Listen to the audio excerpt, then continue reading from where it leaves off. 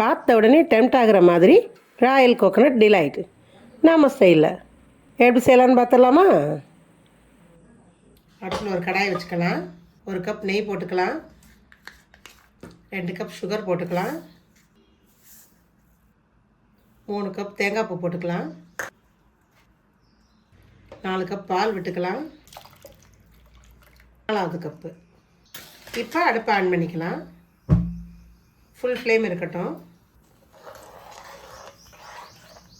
நல்லா இது போல் லேசாக கொதித்து வரட்டும்.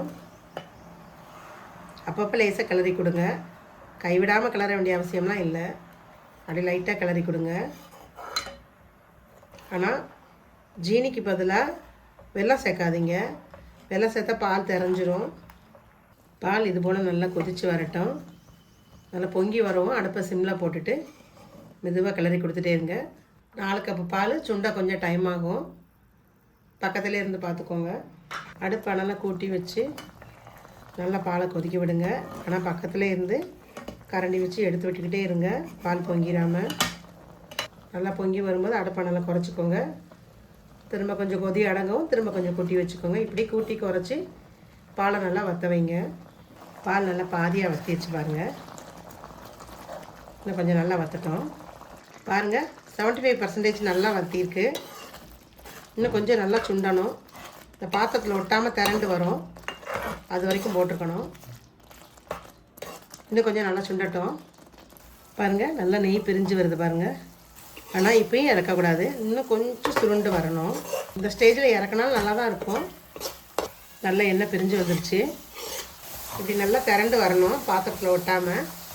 பாருங்கள், ஒன்று போல் சேர்ந்து வருதா?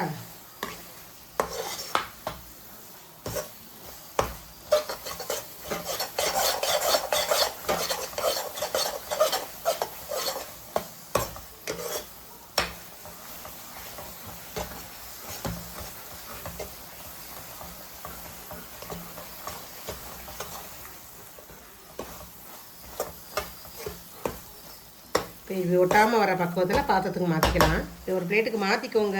உங்களுக்கு இது கொஞ்சம் இன்னும் கட்டியாக வரல அப்படின்னா திரும்பி நீங்கள் ஒரு பாத்திரத்தில் வச்சு திரும்ப சூடேற்றினீங்கன்னா இன்னும் கொஞ்சம் டைட் ஆகிக்கணும். அதனால் எந்த தப்பும் வராது, பிகினர்ஸ் கூட செய்யலாம். ஒரு பிளேட்டுக்கு மாற்றியாச்சு. நல்லா ஆற விட்டு கத்தி வச்சு பீஸ் போட்டு ஒரு கண்டெய்னருக்கு மாற்றிக்கோங்க. நல்லா ஆறிடுச்சு. கத்தி வச்சு பீஸ் போட்டுக்கலாம்.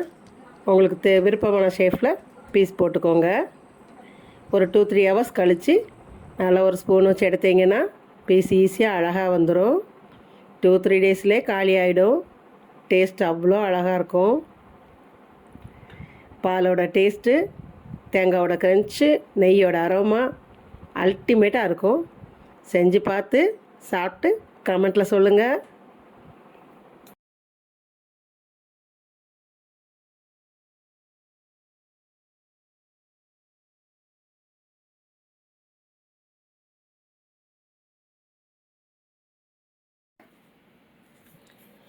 பார்த்த உடனே டெம்ட் ஆகிற மாதிரி ராயல் கோகனட் டிலைட் நம்ம ஸ்டைலில் எப்படி செய்யலான்னு பார்த்துடலாமா?